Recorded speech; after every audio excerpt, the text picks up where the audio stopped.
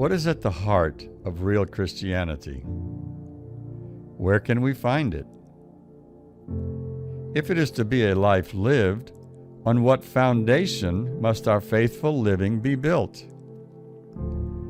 Perhaps it is more simple than we think, yet at the same time involving a more radical change than we may have previously realized. We have heard what many others have said, but what exactly did he say?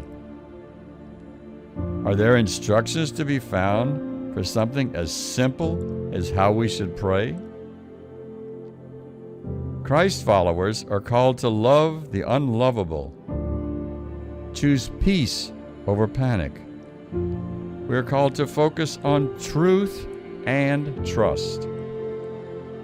And yet we ask, what is at the heart of real Christianity?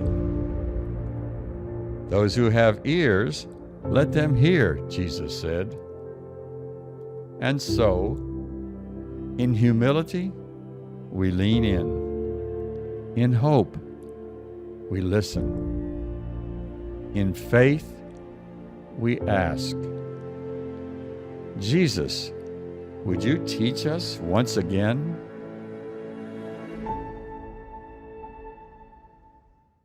I want to welcome you here this morning. If we've not met, my name is David. I serve as the senior pastor here, and grateful to be with you. If you have your Bible with you, I want to encourage you to open that to the Gospel of Matthew, chapter 5 is where we're going to be today.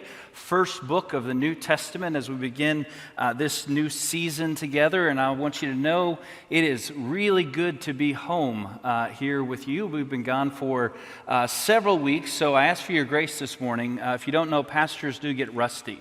So I'm a bit rusty, but really grateful to be here. We were away for several weeks for some time of vacation. Some of you may know that our daughter graduated from high school in May. We moved her into her dorm at UTA yesterday, and we're fine, by the way. She's fine. That's applause from Pastor Julian. I don't know what that's about, but maybe he's grateful that Anna's gone. I don't know. She might be watching online this morning, Julian. She's probably not. I'll acknowledge that. I was thinking yesterday as we were moving her in, I was thinking, we didn't used to do it this way. Like, I remember leaving home to move in. Like, my parents didn't take me to move in. We walked into the dorm, and the first thing I said, my daughter's right next to me, I said, wow, the air conditioning's working. And she kind of looked at me like, well, of course it's working, Dad. I said, no. My first dorm did not have air conditioning. So this is pretty nice. But anyways, we're doing okay. I tell you that because what that meant was she got to pick where we went on vacation this year. So we went to Disney World and had a great time. But it is good as we begin a new season together to be here with you. The second season of Real Christianity. So second season obviously implies that there was a first season, which we shared last spring. So if you are new or if you slept since then, which is most of you, I want to reset the theme that we're looking at in this extended journey.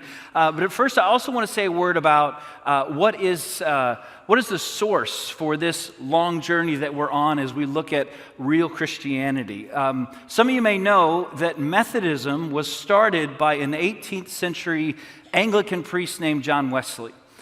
He started it as a movement of renewal within the Church of England. And over the course of decades, there was a great awakening that happened all across England and in the colonies during that time as men and women were either renewed or began a new pursuit of holiness of heart and life. It was a transforming, multiplying movement that happened within the church at that particular time.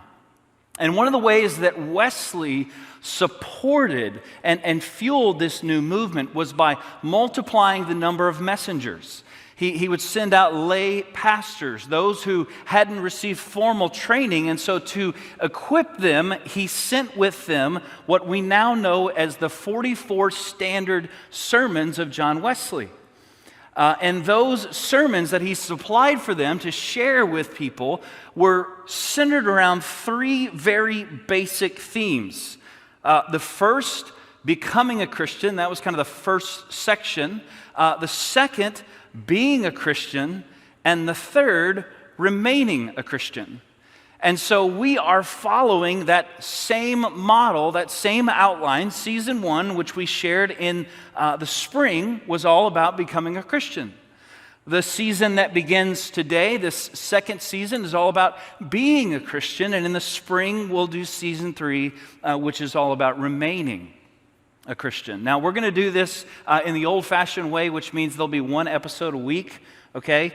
You can't binge this like Netflix, all right? If you're watching online, there won't be a little button at the end. You can click for next episode in 5, 4, 3, 2, 1. That's not how it's going to work, as if you would do that anyways. We know you wouldn't. But we're excited about this continued journey. Now, what's the theme of all of this? The theme is this, that the heart and life of faith that we are seeking to examine is our own.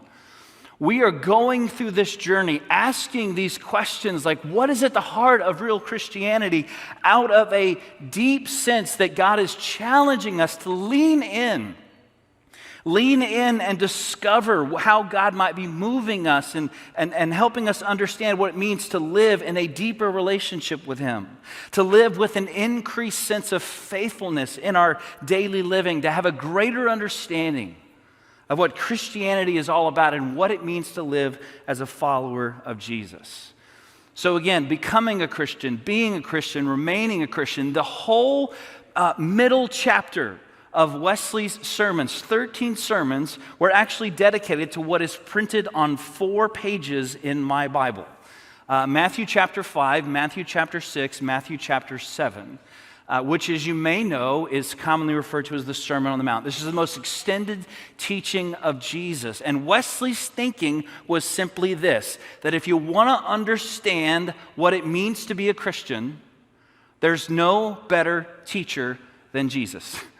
If you want to learn what it means to be a Christian, there's no better teacher of Jesus. The one who Wesley described in this way, the Lord of heaven and earth, the creator of all, the one whose kingdom is eternal, who rules over all, the Son of God who came from heaven and is here showing us the way to heaven, teaching us the true way to life everlasting, the one whose words are true and shall stand forever and ever. And so in these next 13 weeks, here's what we're going to be doing. Each and every week, we're going to gather together at the feet of Jesus.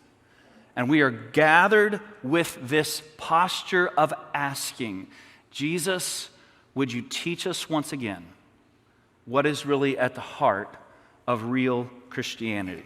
So with that, I want to encourage you to look at Matthew chapter 5. We're going to read the first 4 verses of chapter 5 as we begin this journey together here in the second season of real Christianity. It says this, "Now when Jesus saw the crowds, He went up on a mountainside and sat down. The disciples came to Him and He began to teach them, 'Blessed are the poor in spirit, for theirs is the kingdom of heaven. Blessed are those who mourn, for they will be comforted.'" Now, you may have heard me say before that my wife and I have a very different approach to the idea of getting things done. Her approach is kind of framed around the question, maybe you can relate to one of the two of these. Her approach is centered around the question, why would you put off to tomorrow what you can do today? That may be you. God bless you. My approach is the exact opposite. Why would you do today what you could so easily put off to tomorrow? That's kind of how we approach things very differently. Over the course of decades, I will say I've drifted more towards her way of thinking. And part of that has been the recognition that for me, the biggest step is knowing where to begin. The blank page is totally terrifying for me. The first step is the most important step. I will almost always finish what I start, but I never finish what doesn't involve me taking that very first step.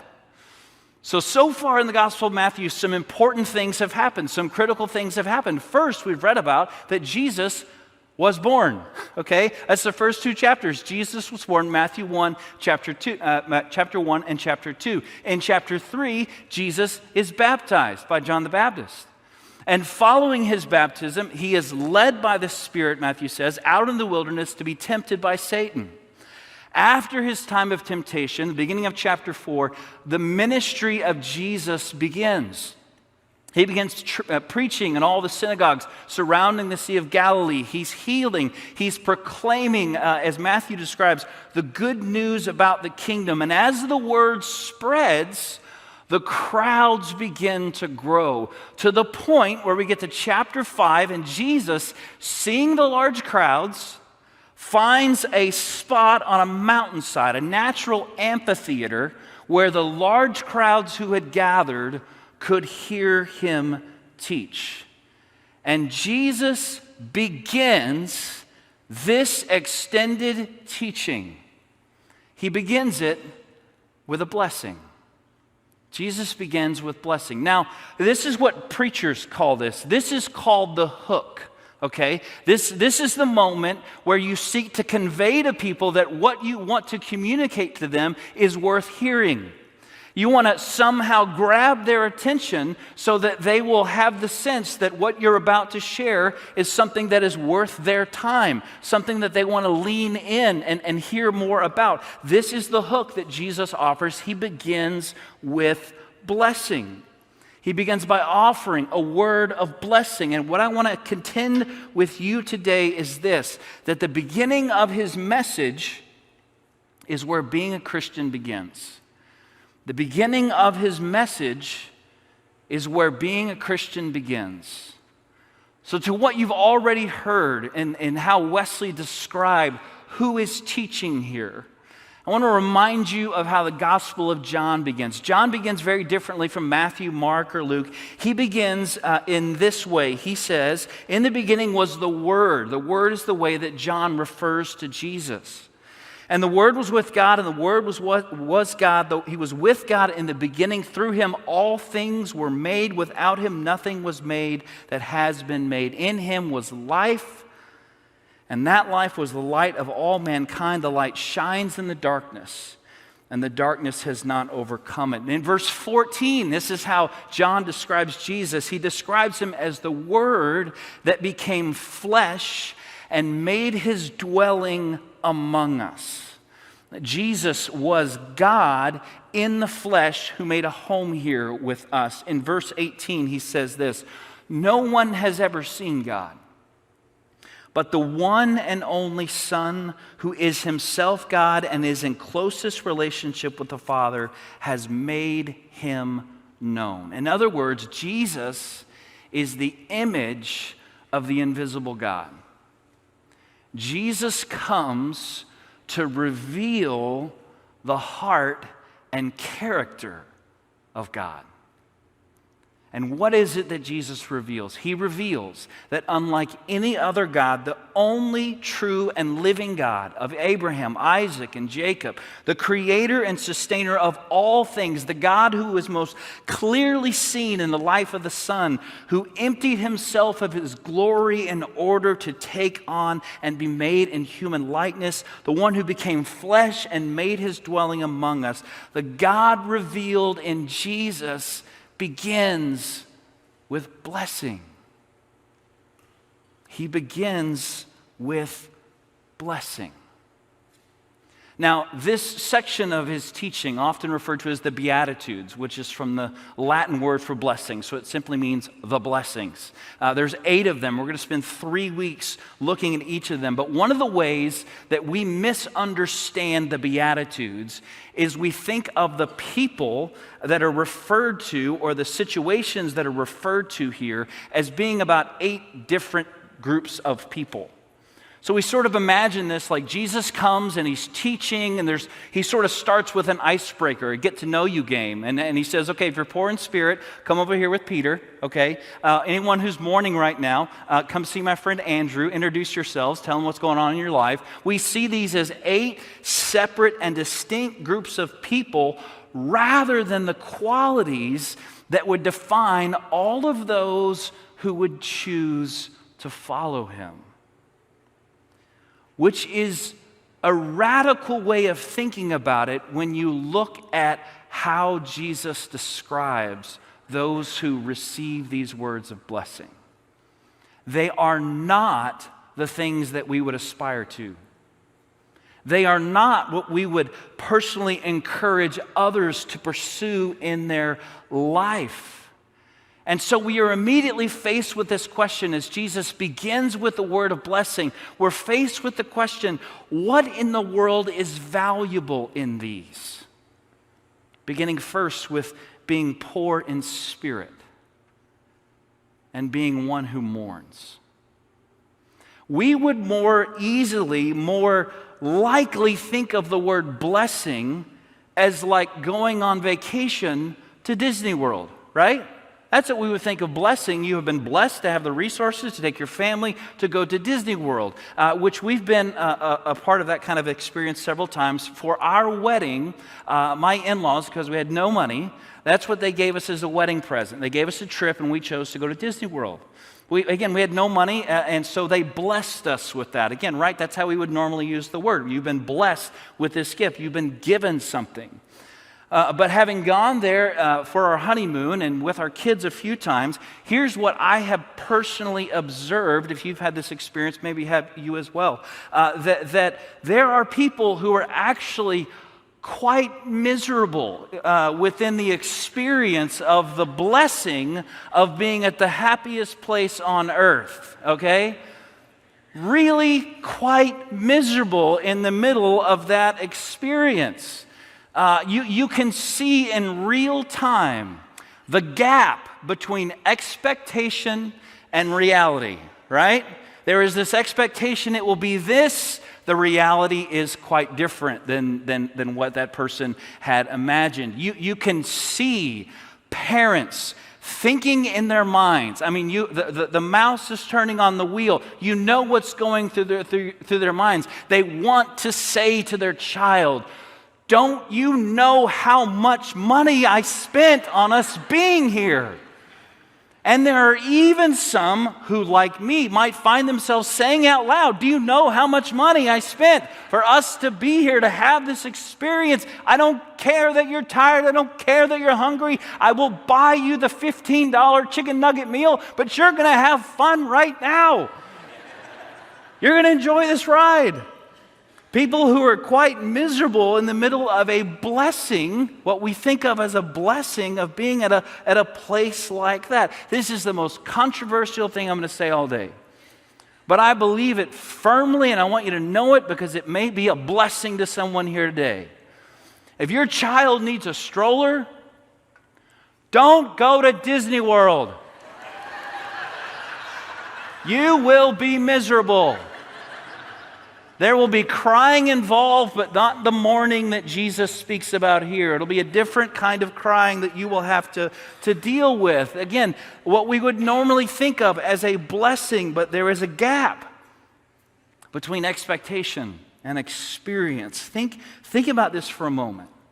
Think about just the word poor. Think about how we would think about those who are materially poor. We would think of those who live with a constant awareness of their need and their vulnerability. Jesus is speaking about those who are spiritually poor.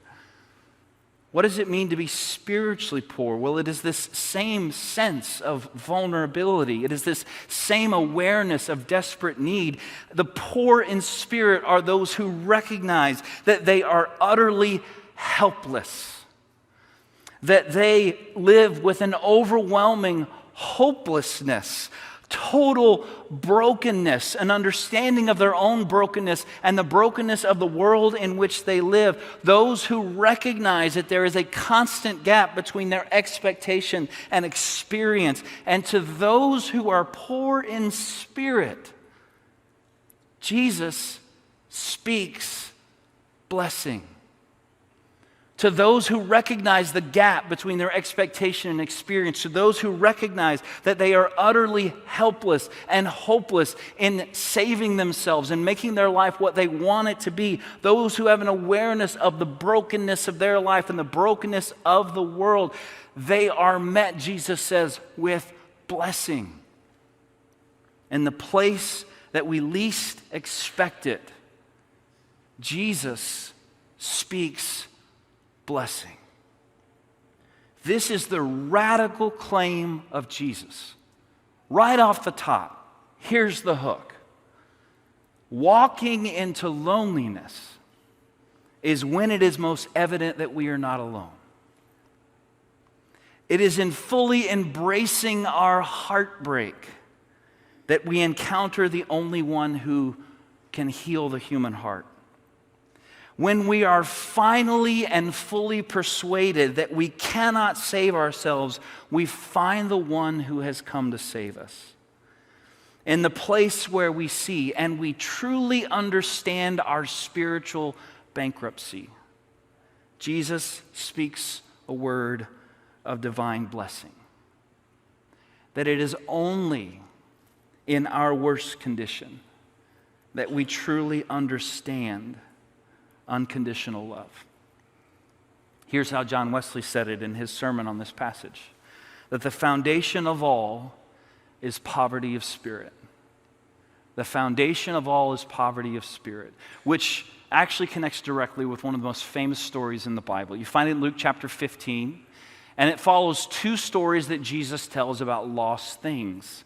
Jesus tells another story about something that is lost, but it's a very different story. It's about a son who has become lost, not because he's wandered off, but because he has made the decision to intentionally leave the place that he had always known as home. He goes off to a distant country and he wastes his wealth, Jesus says, in wild living, and he finds himself at the place of recognizing that he needs to get a job. And the only job that he can find is feeding pigs.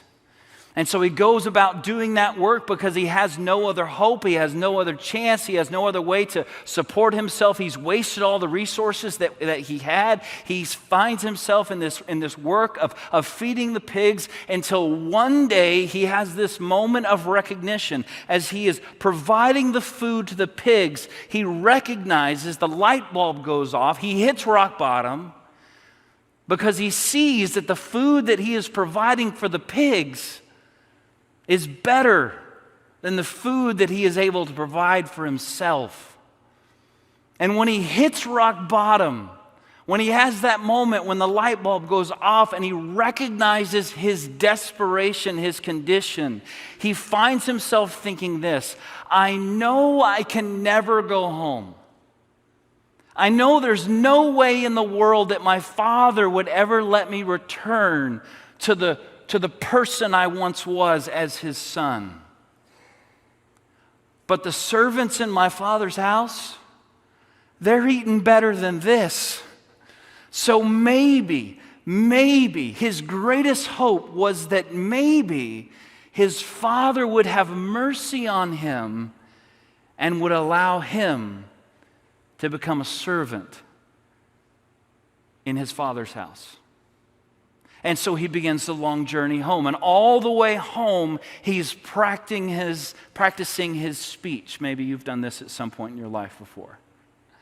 He's thinking about what he's going to say to his dad and how he's going to express his sorrow and how he's going to beg for mercy, how he's going to beg his father, recognizing that he can't be welcomed as a son, but that maybe his father would give him a place of service in the place that he once called home. And all the way home, he's thinking about the words that he wants to say until the place that he calls home comes into view. And what he sees when he sees his home is a man running at him, who eventually he recognizes as his father. And as his father runs towards him, we can imagine that he's thinking about these words that he's memorized, that he's thought about this whole way home of what he's going to say and how he's going to beg and how he's going to express his sorrow to his dad. And as his dad approaches him, as he's preparing to speak those words, before even one word can get out of his mouth, his father embraces him. And he says, this son of mine was dead and is alive again. He was lost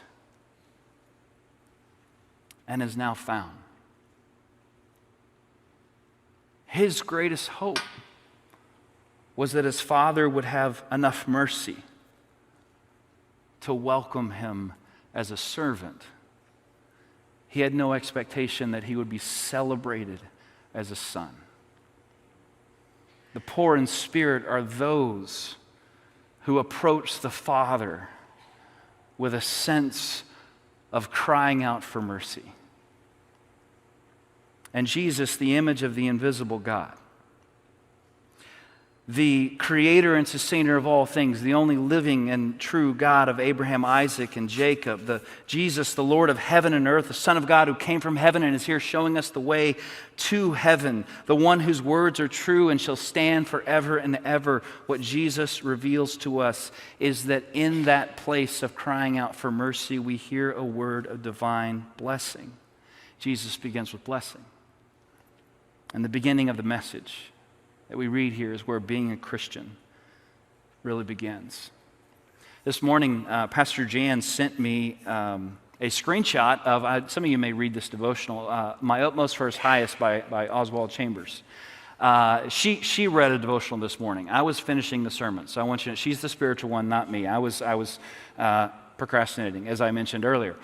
So she sent this to me, and today's reading from My Utmost for His Highest, some of you may already know this, is on Matthew chapter 1 through 4, and it's on poor in spirit. Not planned, but boy, that's kind of nice. Here's what Chambers says about this passage. The statement we so often hear is, make a decision for Jesus Christ. And that statement places the emphasis on something Jesus never trusted. He never asked us to decide for him, but to yield to him. If I have no strength of will and a nature without worth or excellence, then Jesus says to me, blessed are you, because it is through your poverty that you can enter into my kingdom. It is through your poverty that you can enter into my kingdom. So just in case you're a visual person, like the teacher that you really need is not one who would use words, but someone who would show something to you. I want to show you physically what this means. It means that the Christian life it's lived like this. The Christian life is lived on bended knee. The Christian life is one that is lived on bended knee, and don't miss this, not out of any sense of false humility or some sense of oppressive guilt, but out of an awareness that when we are willing to face our reality, to acknowledge our spiritual bankruptcy, that there is always a gap between our expectation and our experience, that we cannot save ourselves. It's here that we find the word, that we hear the word, that we are met by the one who speaks a word of blessing. We come as a son or daughter who cries out for mercy. And we are embraced by the Father who celebrates us and loves us as his children.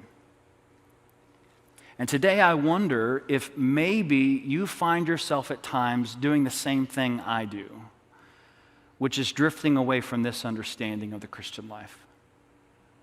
Drifting away from the acknowledgement that life is lived on bended knee, a life that is about following Jesus. Maybe you find yourself at times thinking, I'm doing pretty good.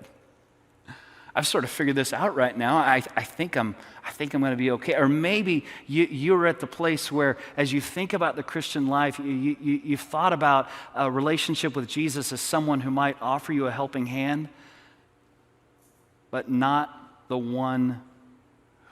only one who can save and restore the human heart. Maybe for you, Jesus has been teacher, but he's not yet been master. Maybe he is someone who you think of as speaking wise words, but not someone who is worthy of being the Lord of your life. This is where the life of faith begins. And the life of faith is lived on bended knee. The place where we encounter the love of the Father who celebrates and welcomes us. Jesus is the image of the invisible God. He has come to reveal who God is, the heart and the character of God. And Jesus begins with blessing. Will you pray with me?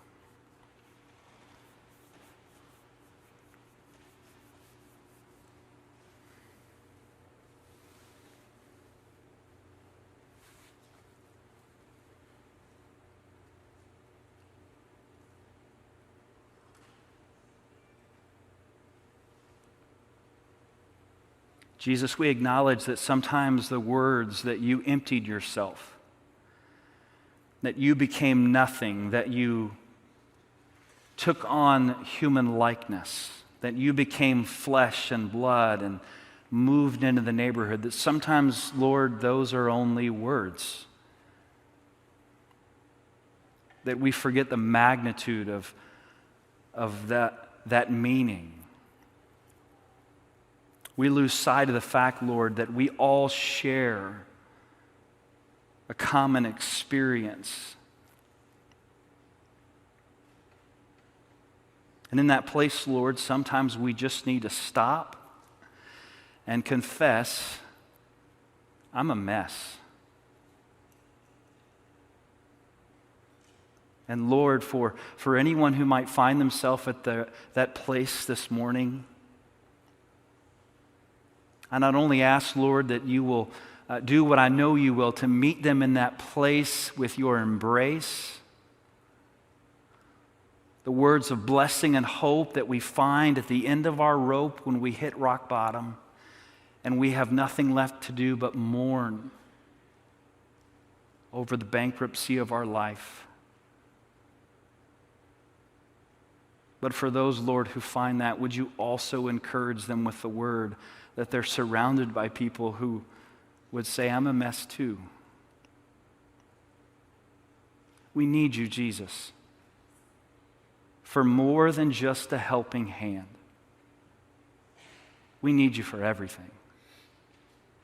Every moment, every word, every thought, every deed. Help us to surrender, Lord. And in doing so, to understand that this is what being a Christian is all about. Not a life in which we are elevated, but a life in which we are brought low before the glory and majesty of God. Of amazing and unconditional love that we find when we are in our worst condition. Would you bless each and every person here, everyone watching online, would you bless them with the awareness of what you have made available to us even in our darkest hour.